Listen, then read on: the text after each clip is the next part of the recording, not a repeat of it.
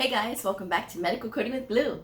Today's episode is all about how to break into the medical coding field with no experience. If you are brand new to my channel, welcome. I am Blue, I'm a medical coder. Okay guys, so I've been getting the comment a lot lately. Blue, everybody wants experience, but how am I supposed to get experience if no one will hire me? Here's the thing guys. These employers, they know the deal. They know that there are fast-paced medical coding programs out there that are less than 6 months, some are 6 months, and they are really not training medical coders appropriately to really understand what they're doing. They're essentially training people to just pass the certification exam, and they did their part, okay? So that's the first thing that you got to know. It is not personal. It is just, this is business. And usually when they're hiring, they need somebody who can be plopped in and just pick up and go, right? But if you have been doing your homework and you have really been attempting to learn, to study, and to practice it, going through the workbooks and things like that, then you're going to have a better chance, right, of getting in and passing these pre-assessment tests, right? Which I will talk about pre-assessment tests this week for employers. But here's the thing.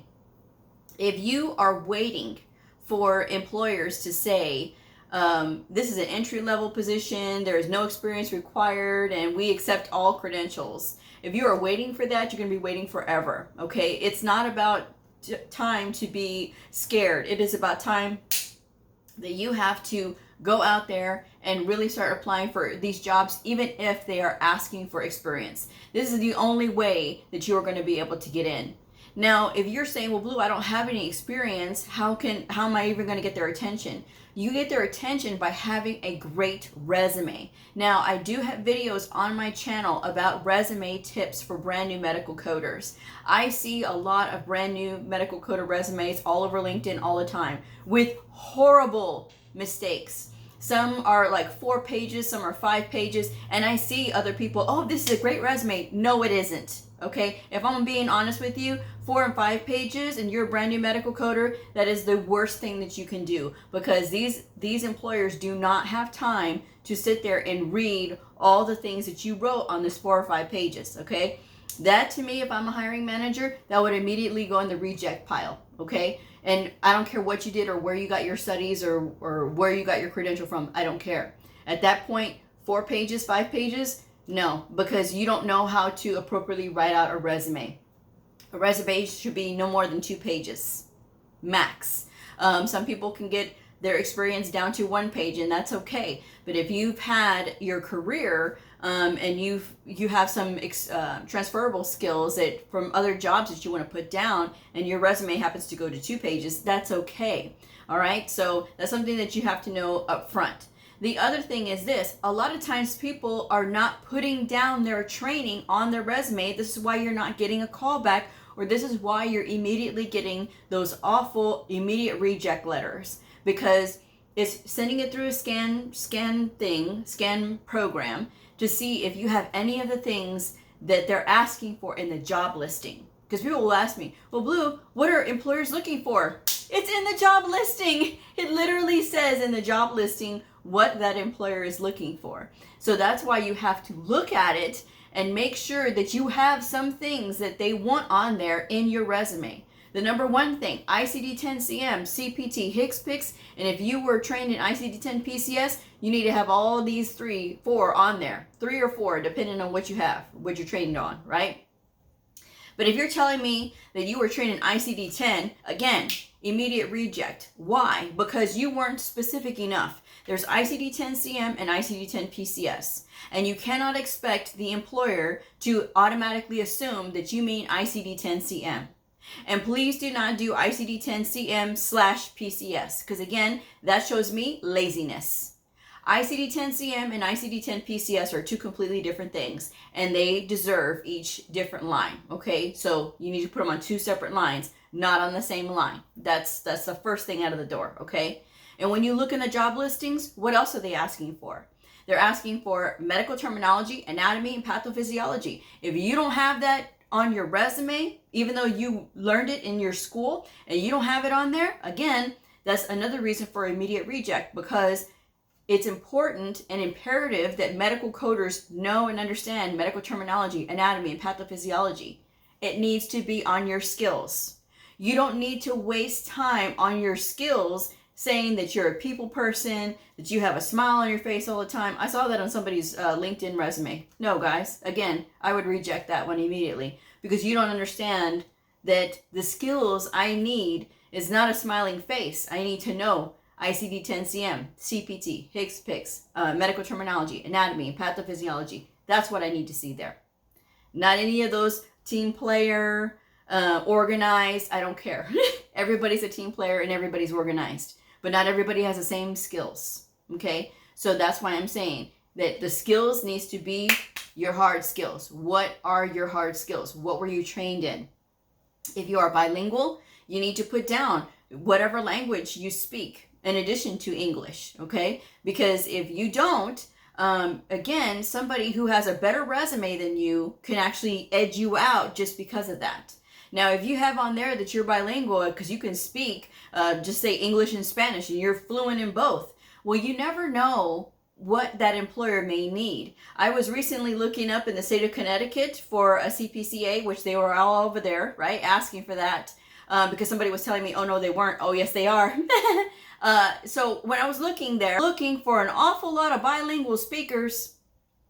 So I'm just saying, and this was for a medical coding position. So that's interesting that I find. So that's another thing that I'm saying, is that if you are fluent in English, then you need to put it on there. If you are bilingual, you need to put it on there. And what language do you speak?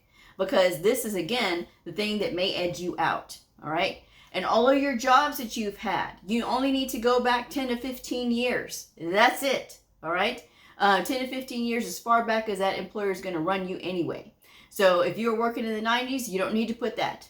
10 to 15 years, period. Okay. And put all of your transferable skills. If you had to protect private information, you need to put that on there. If you're coming from a medical background, you need to put everything that you were exposed to that relates to medical coding, okay? If you were a nurse and you were inputting those codes, you need to put in there that you inputted ICD-10-CM, CPT, HCPCS, or ICD-10-PCS codes, whatever you inputted, all right? Because that's also saying that while you were not coding, because that is not coding, that is data entry at that point, because you are not looking at a record and abstracting what's actually happening in here. You're not leveling out encounters or anything like that. You are data entering ICD-10-CM, CPT, HCPCS. What specialty were you in? Were you in OBGYN? Were you in ortho? Were you in cardio? You need to put that on there. So that way, okay, that to me, if I'm seeing that as a hiring manager, I'm like, okay, this person would be a great fit, you know, for our cardio team or our ortho team or something like that, okay? So it is all about selling your skills. I don't know you from anybody else. So then you have to be able to say on your resume what it is that you're looking for, all right? And your professional summary, and don't put a professional summary. You need to put a professional objective. Because I am somebody, as a veteran medical coder, who would have a professional summary. You, as a brand new medical coder trying to break into the field, needs to have a professional objective, because this says you're going somewhere, all right? Not that you have a professional summary, because again, I'm somebody who would have a summary. You are somebody who is barely starting out. This is your objective. What is your objective coming in? And you need to put the title of the position that you're looking at applying in that objective summary, right? That objective statement. You need to put that in there, because that says what you're there for. A lot of people are not getting calls back, or they're not even given a chance because their resume looks terrible. The resume has a lot to do with whether or not you're going to get a call back or not. And I know, because I write resumes all the time. And for people who, you know, didn't have any experience or anything like that, a lot of them get calls back because now, okay, we got some traction going, because this says all the skills and everything else that they have. So that's something that you need to think about. It's not just about they won't hire brand new people. Yes, they will. I know, because I was brand new at one time, and I went to a temp agency, which I tell you guys all the time. Apply with a temp agency, because that is another person that is trying to get you a job. But a lot of people will come in with all of these demands right away. I want to work at home. I want to make X amount of money. I want to do this. I want to do that. You are asking for things that veteran coders work years to get. There's a lot of people that are doing that. When you are brand new, you need to be in a facility, because book coding and real world coding are two different things. If you work at home immediately, it's going to be very difficult if you have a question and then you have to send somebody a question on Messenger, and then you're wasting time and you're going slower. You're going to feel that frustration because you're not going to be around somebody who can give you that feedback immediately. Okay? So this is what I'm saying. They do hire brand new people. You have to set yourself up for success by giving them what it is that you can do. Okay? And even if they're asking for 3 to 5 years experience, if you have a really good resume and you're sending it to them and they can't get a qualified candidate, there's a good chance they're going to call you back, right? Because you're telling them what they need to know as far as like what you're trained in. And even though you're green, it doesn't mean that you're not good. Why? Because you're coming in with no bad habits that they need to break, first of all. And that's always a great point too, right? You don't have any bad habits to break. And you are a blank canvas, but you are ready to go and you are ready to learn. And you have all of these new skills that you've been trained in. So you want to apply them somewhere. And if they ask you, what kind of specialty are you looking to work in? Wherever you are needed, okay? Because if you have that attitude of, I'm willing to take on anything, that's a better attitude than somebody who's coming in there saying, well, I wouldn't be put into an easy clinic, or I'm just entry level, or I don't have experience.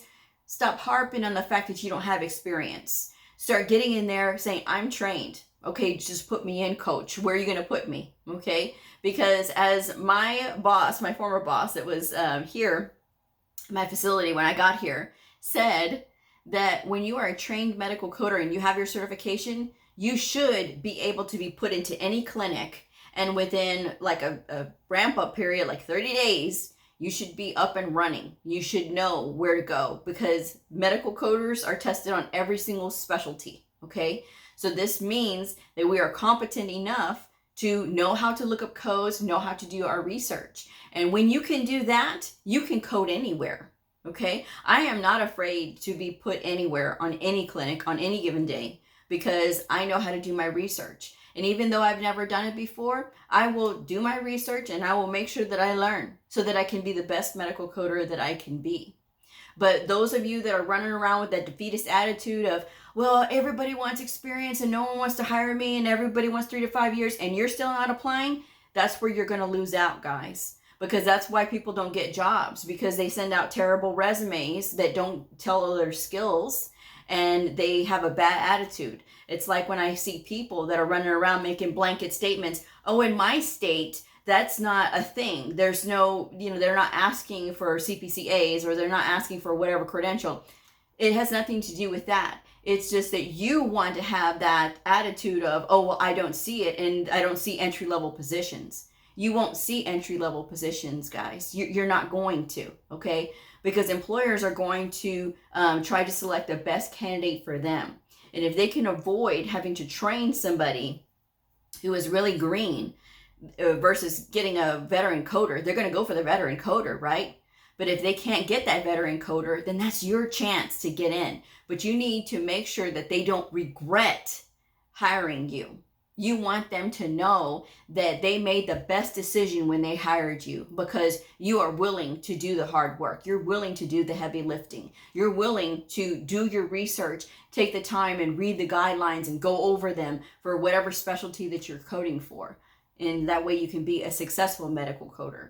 That's the way to do it, guys. It's not just that you see them, everybody's asking for experience. They're going to ask for experience because, again, they don't want to have to train.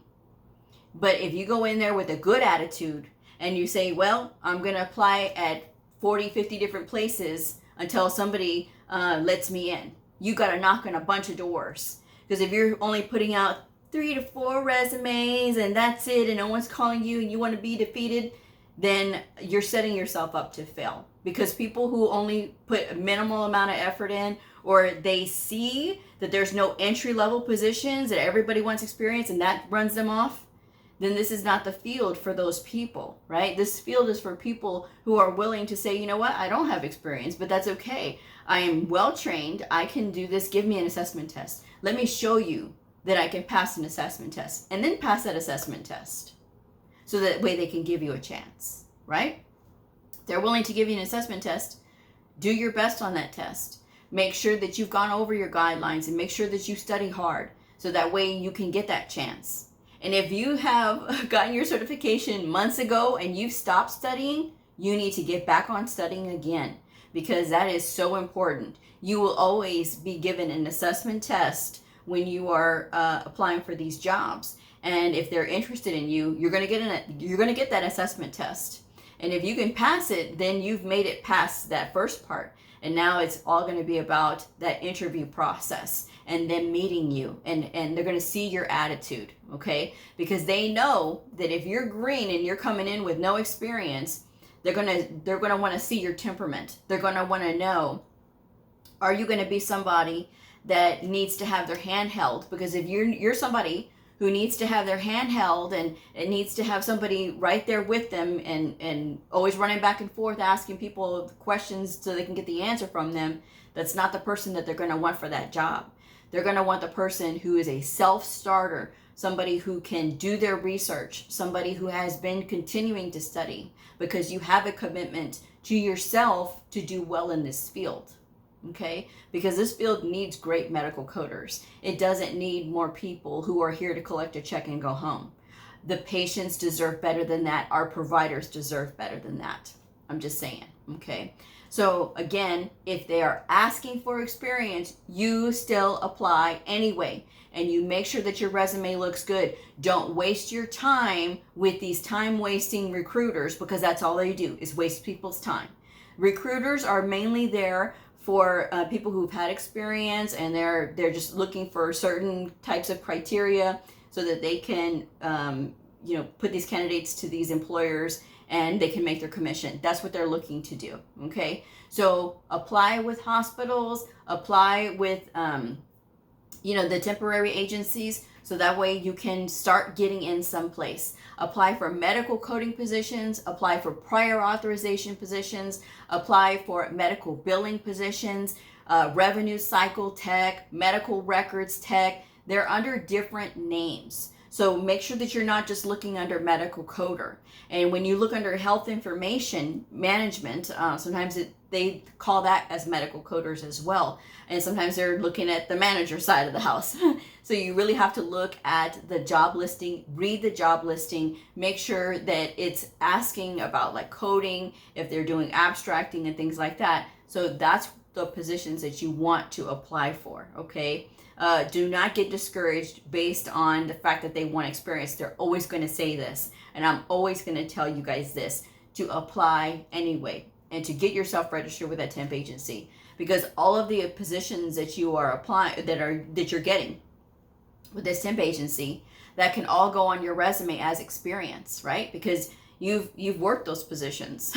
And so that's the thing that you want to go ahead and have as filler on your resume, all right? So it's about seeing that they say they want experience, but still going ahead and applying anyway. And as long as you go to them with a great resume and a good attitude, and you still keep continuing to get out there and apply, and you don't listen to these people who don't know any better saying that, oh no, they don't want to hire here, and they don't have this kind of, they don't want this kind of credential here.